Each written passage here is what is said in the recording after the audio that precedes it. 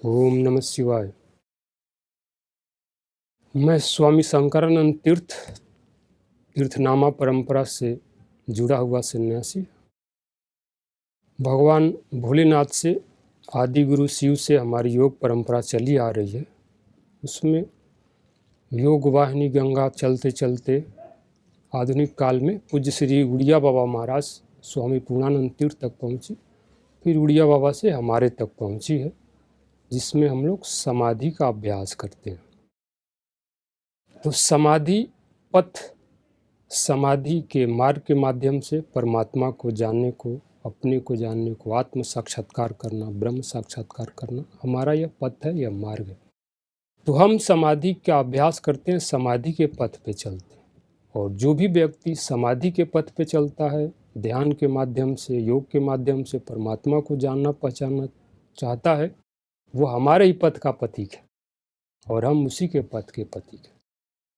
तो लक्ष्य सबका एक है, भिन्न भिन्न पथ है, सबका सम्मान करते हैं।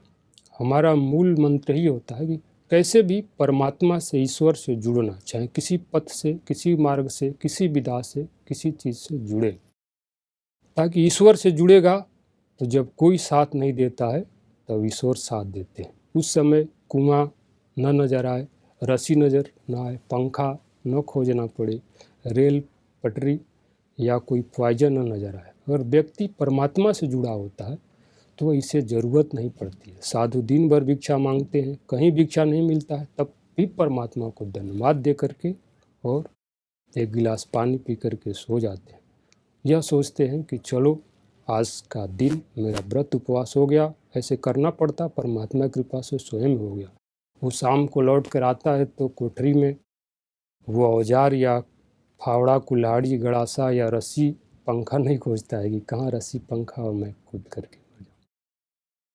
तो हमारी यह समाधि की परंपरा है।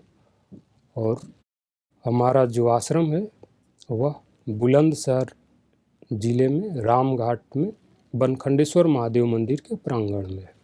और हमारा शुरू से जब विद्यार्थी जीवन में पढ़ते थे, दिल्ली में सिविल सर्विस की तैयारी करते थे, तो वहाँ पे हमको अच्छा लगता था। यहाँ पे मुखर्जी नगर के बगल में वहाँ पे जाते थे तो ब्रह्म कुमारी संस्थान में, तो ऐसे त्राटक का अभ्यास करते थे, बत्ती जलती रहती।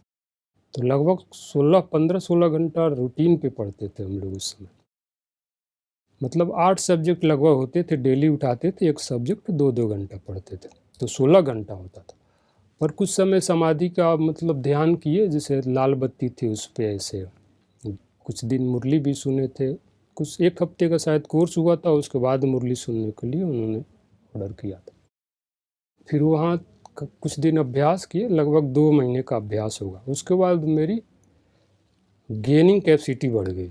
जो मैं 16 घंटा में पढ़ता था वो 8 घंटे में पढ़ लेता था। जिन सब्जेक्टों को मुझे पढ़ने में 2 घंटे लगते थे, अब वो 1-1 घंटे पे आ गए। ऐसा करके 8 घंटे का बचत हुआ, कंसंट्रेशन भी काफ़ी अच्छा हो गया। तो इस तरह से ब्रह्म कुमारी संस्थान से मेडिटेशन से लेकर के हमारा पहले से ही जुड़ा हो रहा। फिर संन्यास हो गए तो पूर्ण समाधि का अभ्यास की। तो हम कुंभ में आए और यहाँ आए, अच्छा लगा हमको। यहाँ जीवन के सारे पहलुओं को झांकी के तौर पे चित्र में बना करके प्रैक्टिकली उसको जीवंत करके दिखाया गया। काम, क्रोध, लोभ, मोह, मत्सर, ये 5 बैर, जो 5 विकार हैं, इन सब को कैसे हटाना है। फिर मनुष्य के अंदर जो जो मिलावटें हैं, जो दुर्गुण है मन में समाये, उसको कैसे साफ करना है, अपने आप को पवित्र करना है।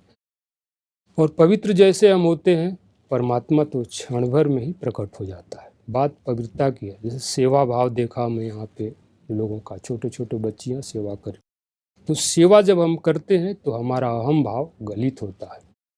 हमारे जो अहंकार हैं, जो हमारी जो परत होते हैं विकारों के, वह गलते हैं। तो समाधि में, योग में सेवा को भी साधु सेवा एक कर्तव्य होता है। जो साधु होते हैं सेवा करते हैं, उपदेश करते हैं। तो सेवा से चित्त की वृत्तियों में परिवर्तन होता है। चित्त की वृत्तियाँ वो सात्विक बनती हैं। समाधि से भी चित्त की वृत्तियाँ सात्विक बनती हैं। तो सेवा का मुझे यहाँ देखा, बहनें हैं 12-12 घंटे सेवा कर रही हैं, ये बहुत काबिल तारीफ है। बहुत अच्छा लगा। यहाँ आकर के, और ख़ास करके जो बीज संस्कार के यहाँ दिखाया गया कि कैसे कृषि को शुद्ध सात्विक बनाना हो, वह कृषि ही, वह बीज ही फल बन करके हमारे वृक्ष के माध्यम से, पौधों के माध्यम से हमारे शरीर में पहुंचता है, वैसे हमारे संस्कार बनते हैं। तो बीजों में शुद्धता होगी, उसके पालन पोषण में शुद्धता होगी, बीज शुद्ध होंगे, ऑर्गेनिक होंगे, तो हमारा जीवन भी शुद्ध और पवित्र होगा। वैसे ही मानव बीज को यहाँ दिखाया गया कि मानव कैसे कर्म बीज बनता है। ज्ञान बीज अगर मानव अपने में धारण करता है तो वैसे ही महापुरुष, दिव्य आत्माएं, दिव्य चेतनाएं धरती पर अवतरित होती है। तो उन दिव्य चेतनाओं को, दिव्य आत्माओं को धरती पर उतारने के लिए भगवान शिव से, शिव बाबा से जुड़ा गया यहाँ पे, और इस तरह से कई अच्छी बातें बताई गई। बहुत अच्छा लगा। ओम नमः शिवाय। जय हिंद, जय भारत।